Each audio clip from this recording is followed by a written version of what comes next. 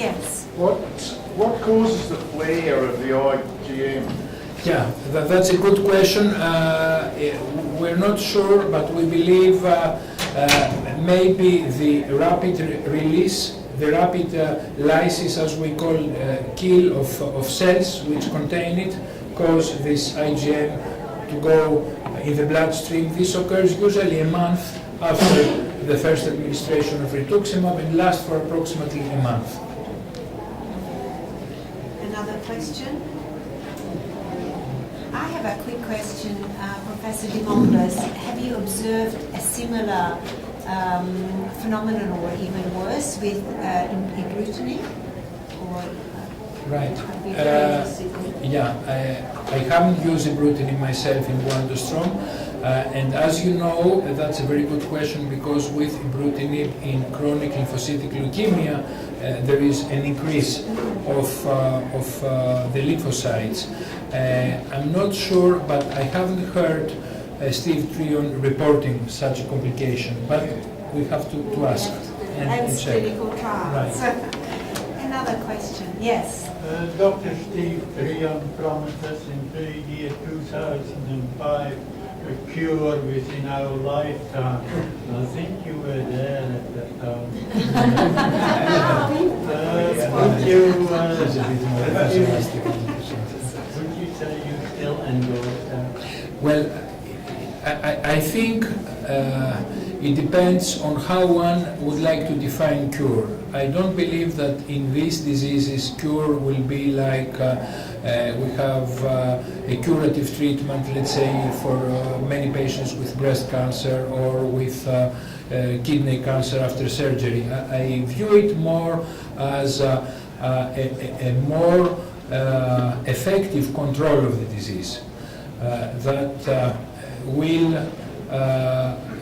is happening, and already we know that it's a disease that has a long survival in the majority of the patients, and we believe that with these novel therapies we will be able to have an increasing number of patients living with the disease, sometimes experiencing a relapse, but then be able to have a control. I don't think that we will, in the near future, we will have a treatment for any kind of low-grade lymphoproliferative disorders that will wipe them out. I don't think. What is your opinion, Ilona? I similarly feel that, and it's a question of semantics as well, because I think, as you pointed out in your introductory slides, patients might perish of another disease, and so that's the concept of cure is a different one in this instance.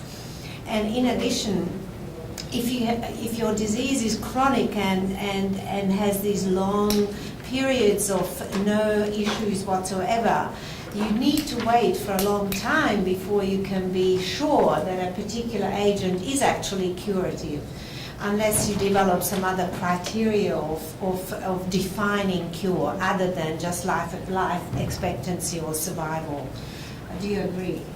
Yeah. And also, you don't have to be discouraged by the fact that in very few patients with Waldenstrom's there is a complete disappearance of the monoclonal protein.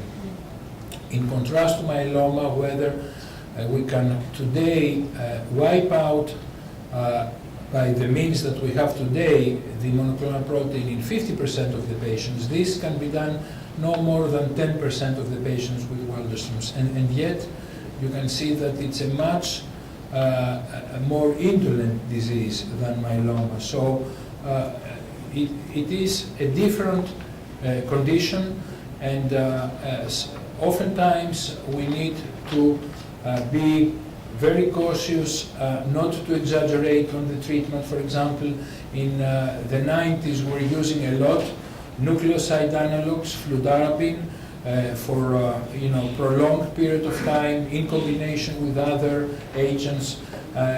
We saw that we were causing some myelodysplastic syndromes, some diffuse large cell lymphoma, so we are scaling back. We are not using nucleoside analogues in the frontline setting anymore. We use it later in the salvage setting. And even with ibrutinib, I mean, the experience is very exciting but very limited. And it is likely that ibrutinib will be active as long as the patient is on ibrutinib. Don't you think? I mean, Indeed. it's... Question, with the IgM proliferation, have you any idea what triggers that? Is it a chemical? Is it a virus? Is it a...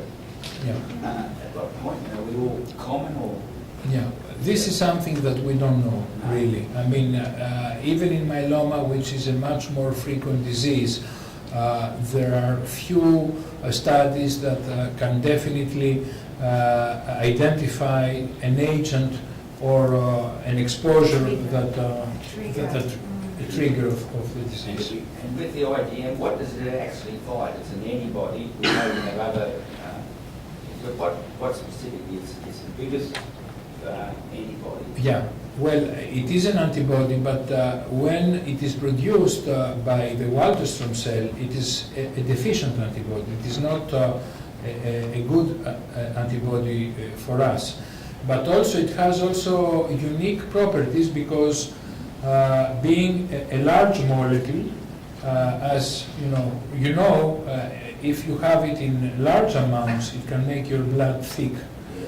And also it can have properties of what we call autoantibody, meaning that it can attack antigens that he shouldn't attack, for example, on the nerves. This is why it is the cause of peripheral neuropathy in some patients or in other organs. So it can behave in an aberrant way and cause troubles by identifying as antigens elements of our own body.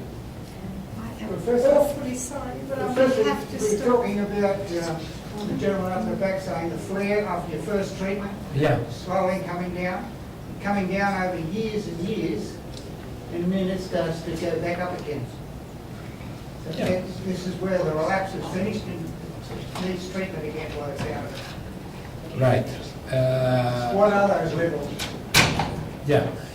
Usually, we don't make decisions to start treatment at the time of relapse based only on the IgM.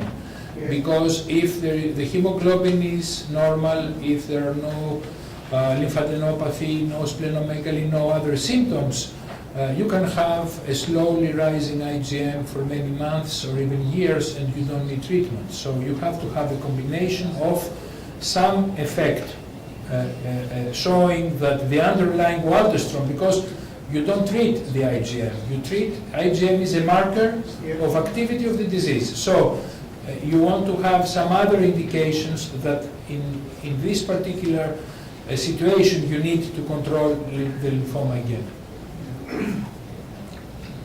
Judith assures me that you can continue. We're going Because into you a are question. going anyway. Yeah, Yes, and yes. Professor Dimopoulos is... Indeed. yeah, so we've got the prepared questions, and I know there are a number of questions, additional ones that we got. I've managed to put the questions on the stick here, and I didn't want to put them on the screen earlier on because it might have disturbed your presentation. So I'm going to go into new While that territory happens, and we see if can I have can more load up questions. the questions that have been put up. I was just going to follow up on that curative question before. Yes. For patients that have got the option, stem cell therapy, is that a potential more of a, does that offer any curative potential at all, particularly donor stem cell? Yeah. Transplants, yeah, sorry. Yeah. And a difficult challenge. Right. First of all, we analyzed, I just want to give you information from our database. We analyzed our patients who were diagnosed at the age of less than 50, which was about 8% of our population. So these patients had an expected survival of 18 years. So if you are facing a patient who is 45 and he has an expected survival which is 18 years, it is very you are very cautious, for example, to recommend the only curative treatment that we know in these diseases, which is allogeneic transplantation. Don't you agree? Absolutely. Yeah. So the only curative treatment that one can propose to a patient with myeloma and Waldenstrom and low-grade lymphoma and CLL, all these conditions, is myeloablative allogeneic stem cell transplantation. This procedure has a 1 year treatment-related mortality of about 30%.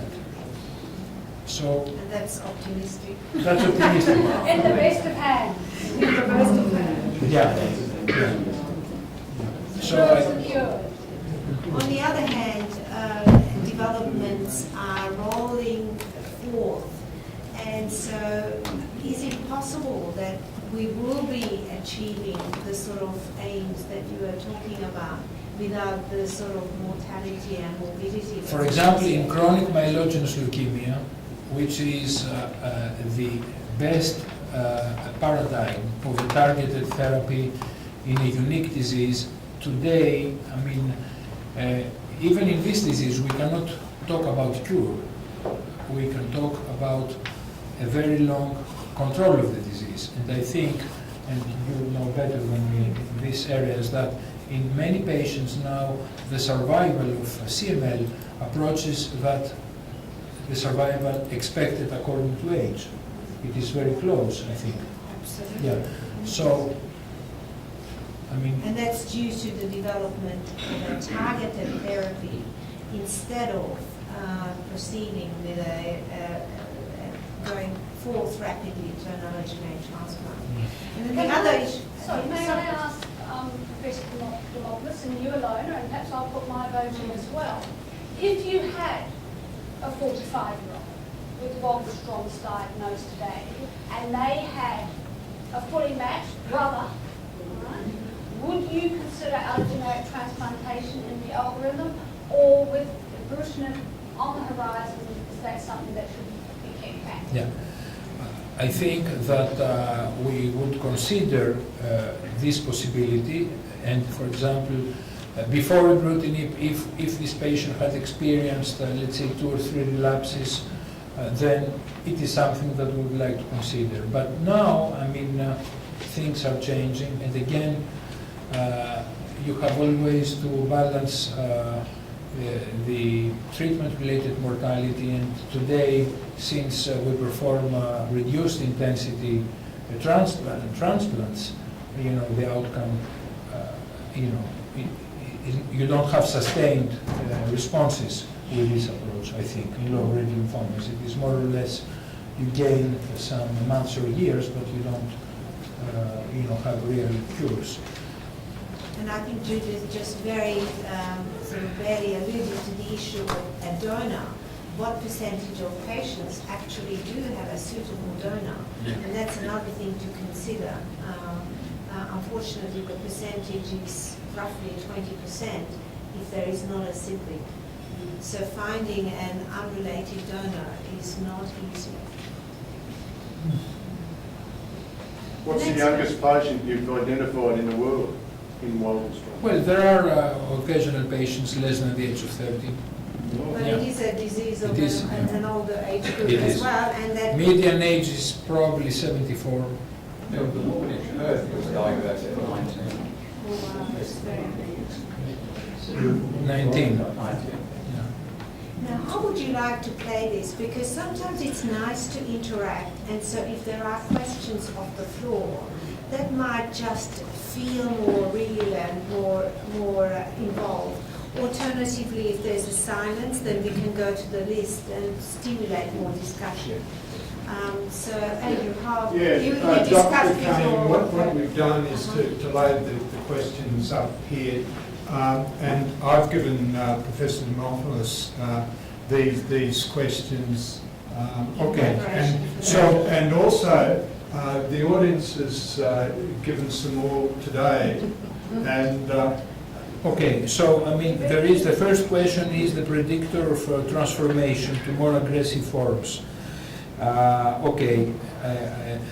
I think that, as I mentioned, there are some data that long exposure of fludarabine, patients to fludarabine or to cladribine has a small but definite risk to develop MDS and diffuse large cell lymphoma. Transformation is not common in Waldenstrom. I mean, it has a cumulative incidence at 10 years, which is about 5%. So this is not a major issue in this disease. One can suspect transformation if you start having, LDH which is rising, when you have lymph nodes that are becoming rapidly enlarging, when you have symptoms where a lot of symptoms where you didn't have. We recently had a patient who developed a big mass at the level of the thigh, and this is unusual for Waldenstrom to occur, so we did a biopsy and she had a transformation, and we treated her like diffuse large cell lymphoma. But this is not... Yeah. The reason we have the author of this question sitting in the front row there, and I was particularly interested in this because I had fludarabine 7 years ago. And, but when we say there is a risk, I mean, don't imagine that it is a big risk. I mean, it is like 3%, minor. Yeah. What do you qualify as too much exposure to fludarabine? Like 6 courses? What I'm saying is that fludarabine is a useful treatment, and we use it when we believe that it is indicated to control the disease, because it is a very active regimen. And probably you receive fludarabine down the course of your disease at some time, and it helped. So I don't think that you should be overly concerned, because the risk is low. I mean, you have 100 patients who have received fludarabine, and over the 5-year period you may detect a diffuse large cell lymphoma in 3. Yeah. So it's not something... Michael, you had DRC, didn't you? Yeah, originally, yeah. Yeah. And how long ago was that? That was a bit over 18 months ago. So, beginning of... and that's your favourite, isn't it, DRC? Absolutely, yeah. So 18 months is a little bit short, isn't it? So it helped you for 18 months? A bit over 12 months, then I started to go back. This is DRC. Let's move on to the next question, because there's a lot to get on. Yeah. So Andrew, you could scroll down Yeah. to make it Yeah, easier. do you want to pick any out? I'd like to pick out one of the new ones. What are seen future clinical directions? I think we discussed how close is to becoming a chronic disease. We also discussed We it. covered a lot of Yeah. So we've asked good questions. What is the long-term effects of agglutinin usage? We don't know. Again, we discussed this. Yes. information. Dampening ovarian enthusiasm in agglutinin trials in reporting excellent response, if so, any deterioration related to bone marrow. Okay, this question 5 was written by somebody who is very well informed. Unfortunately, she's not here tonight. But Okay. Now, with some of the novel agents, especially after the experience with everolimus, we want to make sure that when we see a reduction of the IgM, this also correlates with a reduction of the bone marrow plasma cells. Because with the mTOR inhibitors, there may be some discordance, which we didn't used to see in the past. The traditional way to follow Waldenstrom patients is by assessing serum monoclonal protein by electrophoresis, and to perform a bone marrow biopsy only when we want to confirm complete response, which is not very often. But with some of these novel agents, now we routinely also assess the bone marrow to make sure that we are not just affecting the excretion of IgM, but also we are reducing the clone which is in the bone marrow. With bendamustine, which side effects are likely or possible? Bendamustine is well tolerated. It doesn't cause alopecia. It may be associated with some myelosuppression, some nausea, some vomiting. Again, it is a mixture molecule, an alkylating and also a nucleoside analog, and maybe in 5 years we will end up saying that bendamustine may cause, in some patients, MDS or diffuse large cell lymphoma. So it's things that we don't know. Meletios, I find with bendamustine, not that I've used it much in the Waldenstrom setting, but in other low-grade lymphomas, there is a fair bit of fatigue with bendamustine. And I think we as doctors, oh, you're not nauseated, you're not vomiting, tick, tick, tick, no constipation, no neuropathy, and we forget about, fatigue as a significant No, that's side. very important, yeah. And the other thing I have noticed is With bendamustine, skin yeah. rashes. Yeah. But Sorry, do speak up. So, and with bendamustine, the hardening of the veins and certain problems, and is that, can you lessen that with the actual administration with iodines and saline at the same time? indeed, so I've experienced this in, again, another in another situation, in a clinical trial setting, and Can you repeat the question, please? So the harmful effects on the vein itself as it's administered intravenously, inflammation of the veins, pain, and the vein stopping to be useful. The lady just was looking for strategies to minimize that. And that has been a problem in some of my patients in a clinical trial setting. And you very correctly outlined flushing it through, slowing the rate of infusion, and looking for a bigger vein to infuse it into. Okay. Would be strategies. But this will be universal with many Should other. I ask seven? Seven. Seven's Okay. a good one. Harry, conduct the 7. Yeah, okay, so my treatment with bendamustine and rituximab has been given for 2 consecutive days, every 28 days for 6 periods. My treatment was postponed after the 3rd period for 2 months and then continued. Could this break in treatment have any negative bearing on the outcome? I have 1 more treatment to finish the course. I think that if indicated by the side effects, treatment should be on hold, and this is the appropriate way to do it. And I don't believe that in a condition such as Waldenstrom, this could have a very significant negative effect, because it is typical with Waldenstrom to see that you give 1 or 2 courses of a treatment and then you can see decrease of IgM that continues months after this. So I wouldn't be very much concerned about that. And you certainly don't want to be running unnecessary risks in a Right. chronic situation. No which more is holidays.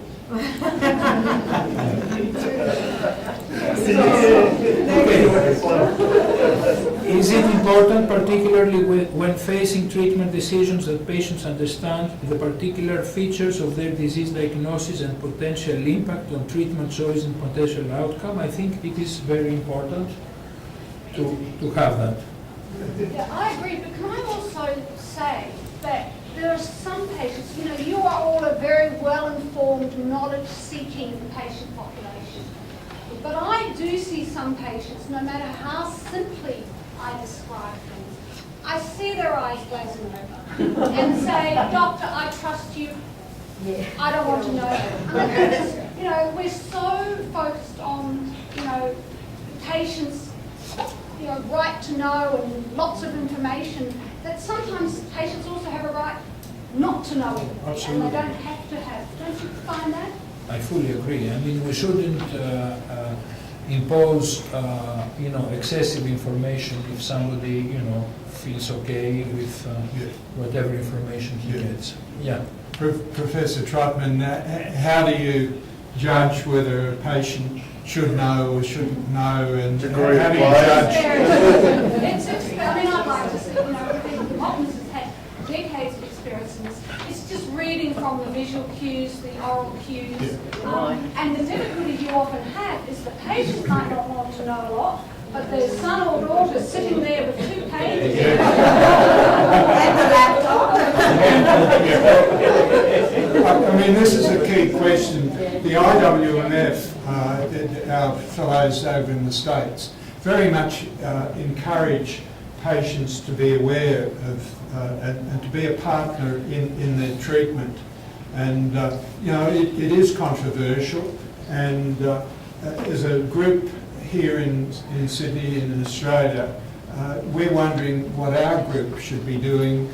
How much should we be encouraging the patients become aware of what's going on? How important are the brochures that we have available? How important is our website and providing access for those patients that want to see it? Is it causing problems? I mean, Not at all. No. Not at all. And it's not controversial at all. No. It's just different strokes for different folks. Yeah. Oh, yeah. On the other hand, being well informed and being a partner in your treatment is golden, because it should be a partnership, number one. And number two, a well-informed group of individuals have tremendous power when it comes to government and when it comes to funding treatments. You are a very powerful lobby group, much more powerful than we can ever be. And so therein lies you being well informed and well educated and being out there to advocate for yourselves. And I always think of the HIV positive population. What they achieved in such a short time was because they were always so well informed and they were out there aggressively advocating for themselves. And we are going to need that partnership. If Bruton rolls through other agencies, as it looks like it is, we don't want to be waiting 5 years for a Bruton. Anyhow, You that's can't. an Australian point. Yeah, No, no, I fully agree. If I know there are two patients, two Waldenstrom's peoples in the audience here who are still on watch and wait, as I understand, and they're prescribing haematologists, treating haematologists thought that they should enter into a program of drugs. I don't know whether anyone wants to make any comments on that from the audience. What's the law drug? Yeah, no, medical drugs. It's not a comment on that, but we've all got to the stage where we've got the diagnosis of having Waldenstrom syndrome, but the first step of actually going to the GP, and they're scrambling too to find out what's wrong with you because they've never heard of this thing, and in some instances they back right off and won't touch treatment. They say, oh, that's up to your haematologist to deal with, and yet you push back to the GP, and I find that's a hard thing to deal with myself. So how do we educate the general practitioners about the disease? Well, I believe it is appropriate for rare diseases for general practitioners to refer the patient to a specialized hematologist. There is nothing wrong in this. And of course, today there are many patients who are being diagnosed by chance, and many patients who do not need treatment. So I think it is a very important decision for a patient when to start therapy, and you don't want to start prematurely a treatment that you don't need, because many patients can live for many years without any treatment. And a slow rise of monoclonal IgM per se is not an indication for treatment. I mean, there are specific guidelines that indicate that you need to have such a drop of the hemoglobin, enlargement of lymph nodes, of spleen, symptoms, weight loss, of fatigue, fever, a lot of sweating. I mean, these kind of indications to initiate therapy. It's like chronic lymphocytic leukemia that in many patients we just follow for many years. We don't treat because we see a rise in the lymphocyte count in the blood. But what I'm supposed to try to get at is that the GP basically backs off as soon as you go to a haematologist. They basically want the haematologist to do basically primary care. Yeah. I find, I don't know, maybe that's a Victorian system, but... No, I think if I can comment on that from an Australian perspective, I think that's common across the spectrum of hematological malignancies, whether it be Waldenstrom's or lymphomas, except for perhaps some of the myeloproliferative diseases and early stage chronic lymphocytic leukemia. Unfortunately, GPs get a little bit intimidated by, treatment and patients being on oral therapies and the toxicities of that. And I'm not sure what we can really do, because we can't expect our GPs to be experts on everything. But it is an issue within Australia, where so many people do live in rural and regional Australia and don't have the same access to specialist haematologist care. But that's where teleconferencing and telemedicine is making a difference in Australia. Okay. Just a question regarding retina scan. Is it important? Which one? The retina scan. Is that part of the regime of monitoring the progress or not? No. I mean, I think that if one has a really high IgM and elevated serum viscosity, then in this case you want to have a careful examination of the fundi, because this is a good mirror of your blood vessels. Yeah. Yeah, but it's not something that you need to do. No. But you can, in Australia, some of the, I wouldn't say OPSM, but they routinely, if you just say, do you want that test, they'll do it for $30 and I do.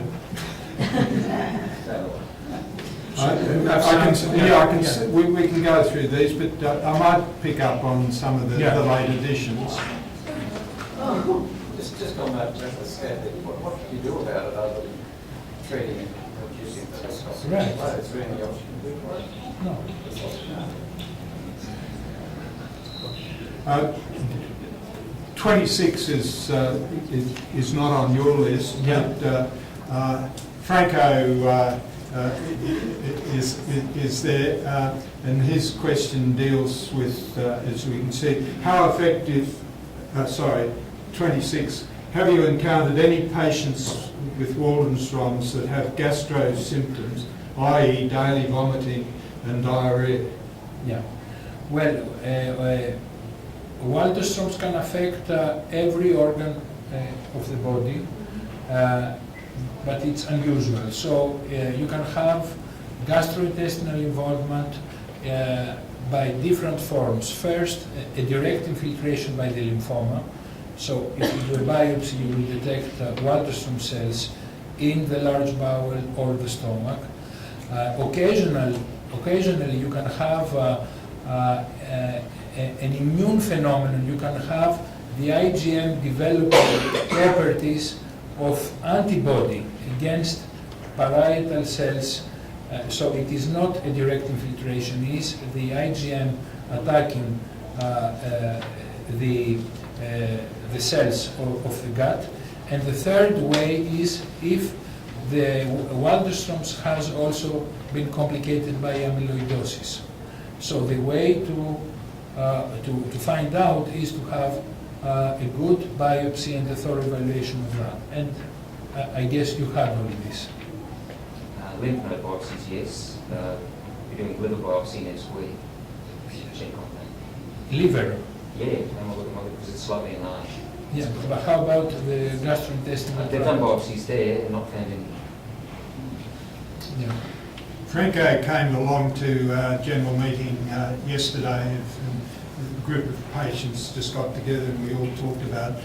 But Franco, you've had it for about 10 years, the gastro, and then finally, out of pure chance, because the last gastro I saw was married to a haematologist, they suggested a bone marrow biopsy, and that's how I got picked up the Waldenstrom's. Otherwise, I'd still be chasing my tail. I wouldn't know what I had. But we've tried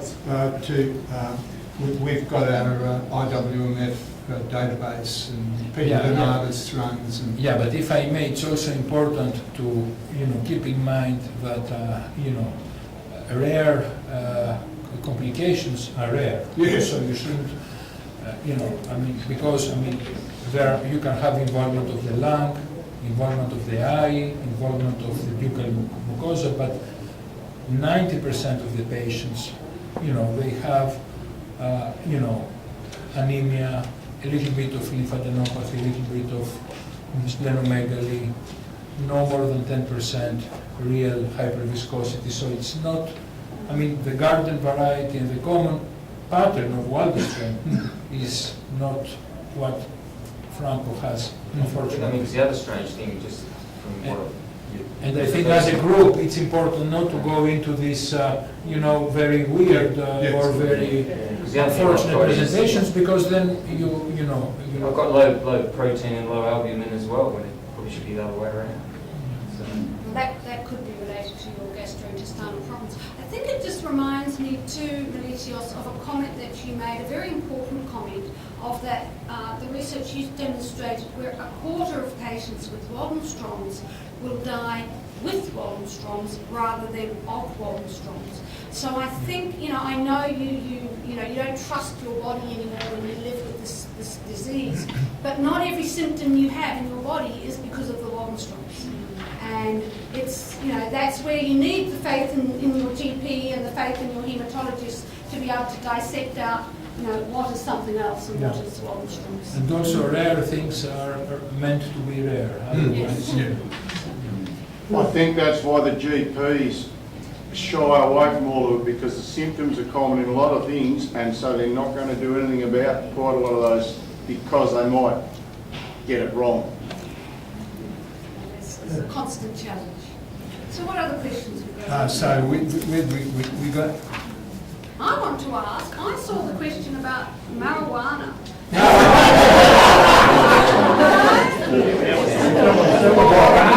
you research that? I don't know the answer for that, because I know the medicinal use of marijuana is increasingly used for chronic pain. I wasn't quite sure the connection with Waldenstrom's. Okay, we'll look at question 3. That's really throwing you. Have you ever been asked about marijuana use? Is that a specialist question or a patient's question?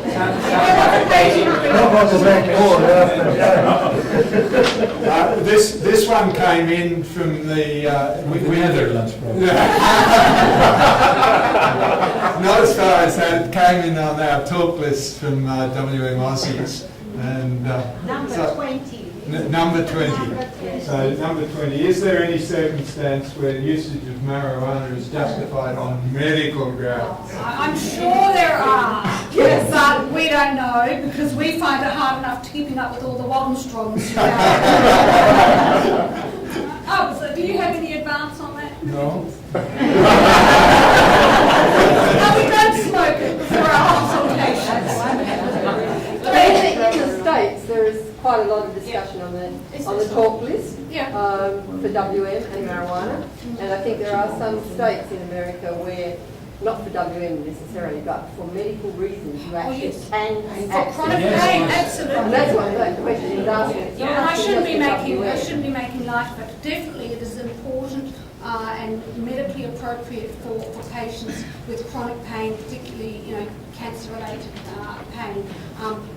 Prescribed by pain physicians, definitely. But can we get it in Australia or not? I'm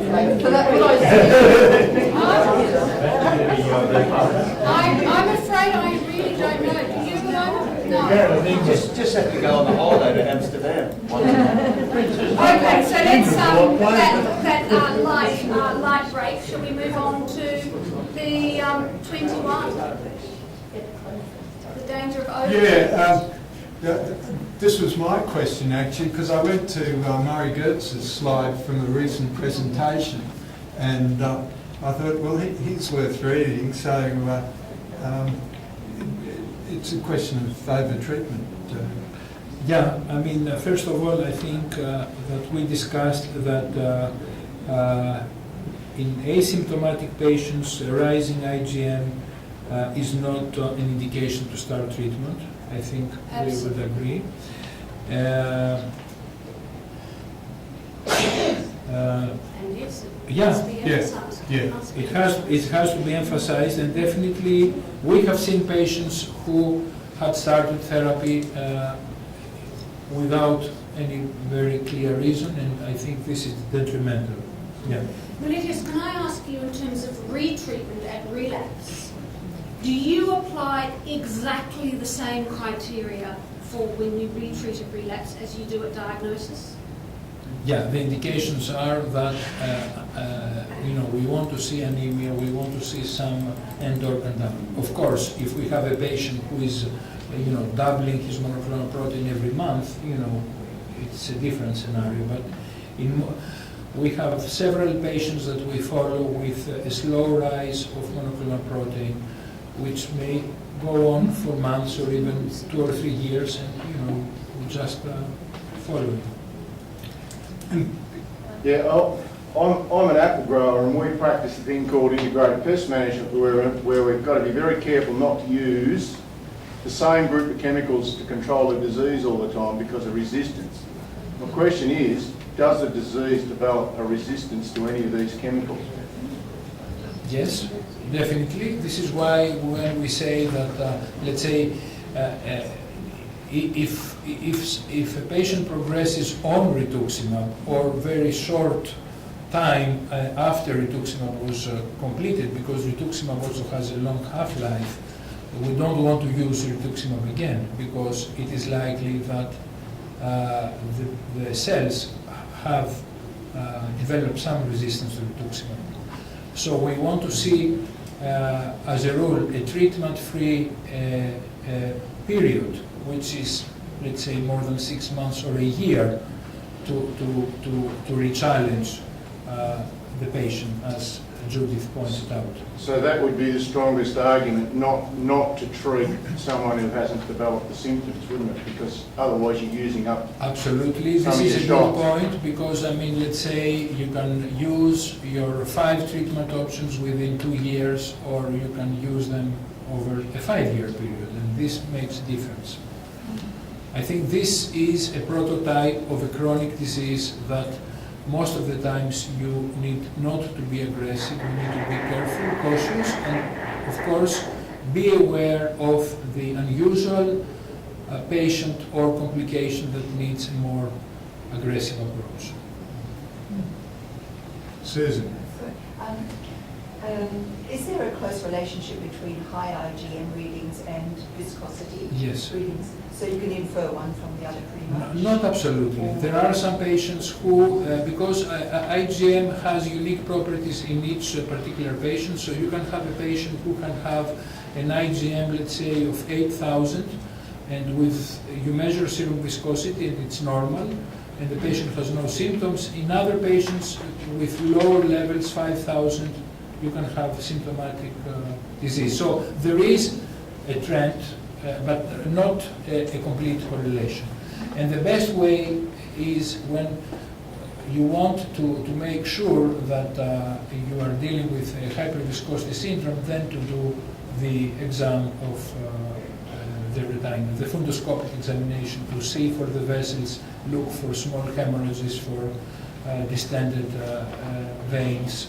That is a clinical proof of hyperviscosity. Would viscosity reading be a standard element in all your routine follow-up blood tests? We do it only when we don't do it When you have a routinely. We do question. it only when we want to, rule out. But also, you see, a hyperviscosity syndrome is a spectrum of symptoms. I mean, it is rare that you see today the patient that comes with a lot of bleeding, who is confused.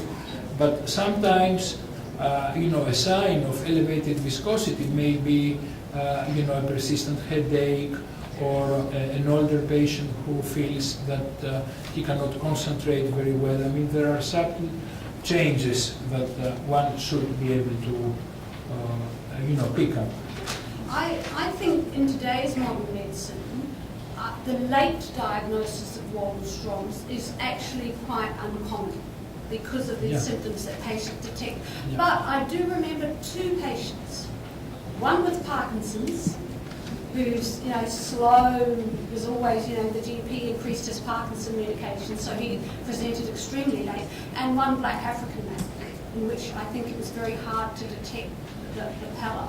Have you noticed any other particularly unique instances where it's... We had a 35-year-old patient from Sudan who was the worst resistant patient that I have ever seen. He came with full-blown hyperviscosity, everything, and we couldn't control the disease with nothing. He died in 6 months. But these are very exotic, very rare, very unusual, and Can I just ask a question that might sound stupid? There are no stupid questions. Well, from my background, it might be. But you're talking about IgM and IgM flares all the time. Should a patient be tested for IgM every time they have their routine tests? But should they be tested for an IgM? the best way to do it is to do both a serum protein electrophoresis, because the monoclonal protein is better evaluated with the serum protein electrophoresis, and also a quantitation of monoclonal immunoglobulins. So it is a bit complicated. When you have high IgM levels, the serum protein electrophoresis is a more reliable way to follow the disease. When you have low levels of monoclonal protein, then the IgM per se, measured by quantitation in a different way, may be more accurate, because let's say an IgM of 500 may be lost in the electrophoretic pattern. If you have 500 to 800 or 500 to 200, you cannot really detect it always. I should And that means translate 500 in Greek terms means 5 in Australian terms, and likewise 8,000 means 80 grams. Okay. Yeah. No, that's fine. Can I say what we generally do in Australia, and Ilona can tell me if she does something that's slightly different, but every time my patient has a blood test, I do not measure their IgM and their paraprotein levels, because sometimes you only just want monitoring their response to therapy in terms of their full blood count. Every time I do the IgM and the serum electrophoresis to measure quantitate the IgM paraprotein is at the start of every new cycle of treatment. Okay? New cycles. Yeah, we're quite generous, I think, in Australia. So for example, you're having a monthly treatment, you'll be doing it every month or every 3 weeks. But the question is, are you doing both electrophoresis? Both. Yeah. Do you do both? But then when you're monitoring the patient who is not having any treatment, you don't necessarily need to do an IgM level, or for that matter a serum EPG every time. No. Because the total protein is a very good circumstantial evidence as to what's happening with the paraprotein. And if the patient, in any case, as we talked about this quite a few times now, if the patient has no end organ issues, i.e. in my translating or referring back to my talk, anemia, i.e. how 80% of patients present a problem of marrow function, then you wouldn't be doing anything anyway. So if they have a perfectly normal blood count, perfectly normal renal function, kidney function, perfectly normal calcium, etc., then it can give you a good circumstantial evidence that everything is going And especially in Waldenstrom's, where you don't have the threat of the bone and the kidney. Exactly. So it's much easier. Very Could we go to question number 22, Margaret? Oh, it's a very individual question. I was diagnosed with cryoglobulinemia in 1996, and despite recently having rituximab, I still have to stand in the supermarket and say to my husband at the frozen food counter, "We'll have that, thank you," because I still, have this abnormal reaction to cold. Will it ever improve, or will it always be like that? Well, I mean, as long as it is not very symptomatic, you may have a residual sensitivity to cold, but it is not You know, the symptoms that we are aware are very worrisome is if you have real, ulcers in your fingertips, if you start developing, necrosis of the skin. I don't think that only with a little bit of symptoms. So worried. We've got a patient at the moment, don't we, alone at Concord, who was transferred to us because we are the burns hospital, and this woman did not want to lose her leg. And she's been under our care with her cryoglobulin and been receiving treatment for months, and we are saving the leg as her cryoglobulin is coming down with thalidomide and plasma, regular plasma exchange. So in your case, was it a cryoglobulin or a cold agglutinin? Cryoglobulin. I have had the leg ulcers, but they've gone now as a result of the treatment. But I was just wondering if it goes completely or whether you are always going to feel the cold. Yeah, when did you complete your treatment? I will have the last one in January. Yeah. So, I mean, there may be... If you had completed your treatment 2 years ago, and this is what you were left with, it would be wrong for us to peddle false hope that things may improve. But if you're still going through treatment, if you're still going through treatment, maybe wait and see if things resolve after the treatment has I finished. might be able to go out without gloves. Can we switch off? We've probably just got a few more minutes for questions. Yeah. So do focus on what you feel are the most important questions, Andrew, because then we'd like to give you guys a bit of an afternoon tea break. And I really would encourage you to come and join us in the joint myeloma and the Waldenstrom's Q&A session, because we don't want to just be We'll be sitting here, won't we? No, we thought we'd actually have everyone Oh, convene fantastic. together in the auditorium fantastic. for the on-the-couch session. We don't want you to feel Oh, remote from okay, that. yeah. But we do want you to have an afternoon Yeah. tea. We've been going for a long time. Judith, He needs to have... are you prepared to talk about yourself in the last one? Which one? 22. Now, I'm hoping that I can talk Professor Dimopoulos just to talk about himself. No, particularly your involvement with IWF, which is our godfather or something overseas. And we've heard about Dr. Kyle today, and he's the recipient of the Robert A. Kyle Award for major contributions to Waldenstrom. Also, I have met Dr. Waldenstrom himself. Yes. Because in 1989, we had a trial with cladribine in development in 1990. So Dr. Waldenstrom was visiting Dr. Barlow in Little Rock. So we sat for about half an hour, and he was telling me, be careful, don't use toxic therapies. These patients are very fragile. And have you got the photographic evidence? I had, and I lost it. Oh. I had a group photo. But particularly what I wanted to draw out... he was like 80, Yes. 88 at that time, and he died a couple of years later. Yes. Yeah. You know, Waldenstrom was the person who described also MGAS. Yeah, he was the first to. He was calling it benign gammopathy, and then for many years, and then Dr. Kyle described that in a certain percentage there is evolution to other diseases, so he called it undetermined significance.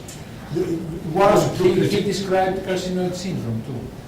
He made a lot of contributions. Back to IWMF. Yeah, thanks to you. I'm going to let you off. Because we think that there's a lot of them out there, and they've done quite a lot of research, and they've been wonderfully helpful to us. But you've had a great involvement, and there seems to be a great working team. You were saying, well, these slides here today, they haven't been published, and Steve Treon passed those slides over to you. I mean, that's what I want to hear about. Who's out there? It seems to us that there are a lot of good guys in the medical profession who are dedicating a lot of time. And here in Australia, you already have dedicated physicians. But the spirit that exists between you, because you get together in these workshops. You organised one in Athens 6 years ago. I wish I'd known about it. Yeah, That's, the next that's one, for doctors, not the next one will be in London. Yes, August. yes. Yeah. It's in my diary. but tell me, you've got your normal practice, your University of Athens. How do you find time? And just comment a little bit. Well, I mean, as you know, many physicians, they have also particular interest in certain areas. So it's, I have a particular interest in myeloma and Waldenstrom. Yes. Actually, this year I had my first publication on Waldenstrom's in 1993 in the Annals of Internal Medicine, a prestigious journal at that time, on the use of cladribine in Waldenstrom. So it has been quite a few years that I have been working on that. You worked for some time in the States, did you? Was it MD Anderson? Yeah. How do you find working back in Greece compared to working at MD Anderson? Let's not focus on the economic disparities, but the people. MD Anderson is, population. well, the thing, MD Anderson is a completely different world. It's the largest cancer center in the world. You can get studies up and running very quickly if you want to. So it's a different situation. But you have established a lot of research and trials in Athens. Yeah, I mean, in Europe now we have what we call a European consortium on Waldenstrom's macroglobulinemia, and Dr. Christian Bösk from Germany is coordinating the group, and we anticipate that we will have more than 200 centers involved, and that this way we'll be able to perform randomized trials. And if you can speak a European language but you live in Australasia, can we come and join you? Absolutely. Because I think that's also a thing that we find is very difficult working, outside the US and outside of Europe is the access to emerging agents to trials. Sure. So we've come to time. So we've come to time. Would you like to ask your question now, or would you like to wait for the larger session? It's very quick. Very quick, go ahead. We referred to stem cell transfers in the beginning, and I think we referred to allogenetic. What about autologous? Yes. Using your own cells, which I've had mine stored, so I guess... No, I think the one who we would like to consider more is autologous. Allogeneic is an extreme in Waldenstrom, and I believe that there are several patients who have stored stem cells, and it is important for the physician to keep this in mind, because this is a useful procedure, and at a certain point before somebody like our friend becomes too old for this procedure, one should consider it. We're increasingly getting access to storage of what we call a rainy day harvest in Australia. It's somewhat controversial. And sometimes we've actually, in the early days, we had to get them stored in private laboratories.